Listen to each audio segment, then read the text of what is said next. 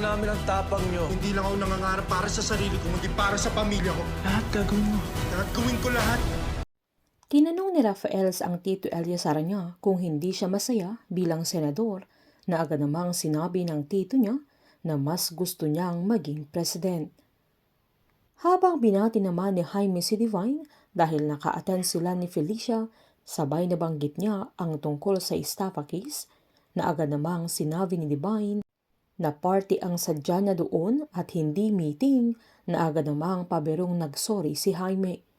Nang kumuha si Divine ng pagkain niya ay nilapitan siya ni Mercedes na binati pa niya ito na parang wala siyang nakita noong hinawakan ni Rafael ang baywang nito na in-appreciate naman ni Divine ang party na inorganize ni Mercedes at ang mga pagkain pero may isang recipe na hindi niya nagustuhan na agad namang sinabi ng isang yaya na si Mercedes ang nagluto doon kaya mas pinahiya ni Divine si Mercedes sa mga sandaling yan pero dinedma na lang niya ito.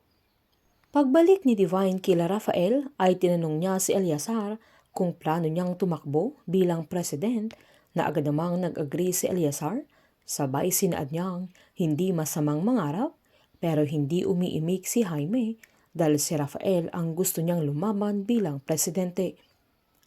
Nang magsiserve sana si Mercedes ng cupcake sa kanila, ay naatrasyan siya ni Eleazar dahil naitulak ni Jaime at natapon ang mga hawak niya pero hindi man lang siya inalalayan ni Rafael.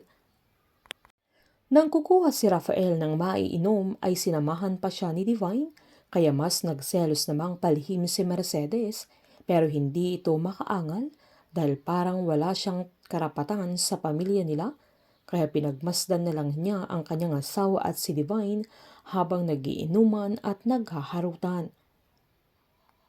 Binigay naman ni Mo yung box ni Roland sa landlady nila para maibalik ito sa binata. Sinaad naman ng landlady nila na hindi na niya maisasauli dahil patay na ang mismong may-ari at na-murder ito, sabay sinabihan niya si Moy na hindi ito nakikinig ng balita. Sakto namang dumating sila Kelvin at Maki kaya niloko nilang patay na yung dating may-ari sa higaan ni Moy na baka multuhin ang binata.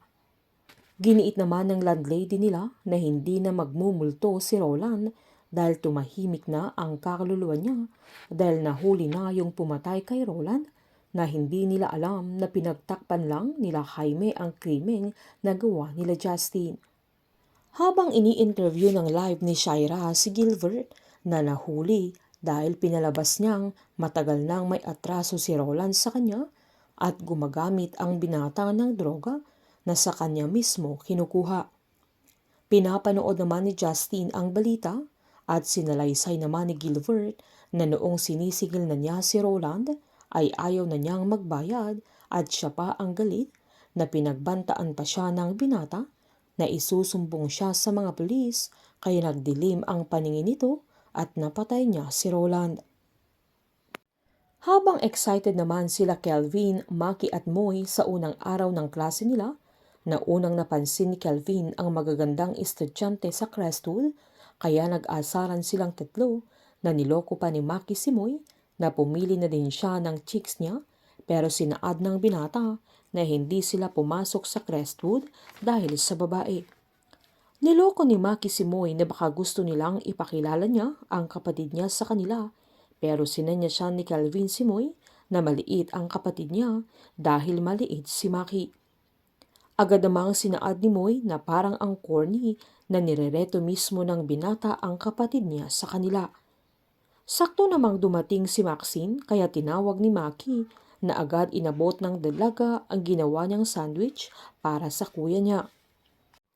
Nagulat sila Kelvin dahil napakaganda pala ni Maxine na agad niyang dineskartihan ang dalaga na niloko pa niyang magkatunog ang pangalan nila at magka-rhyme pa.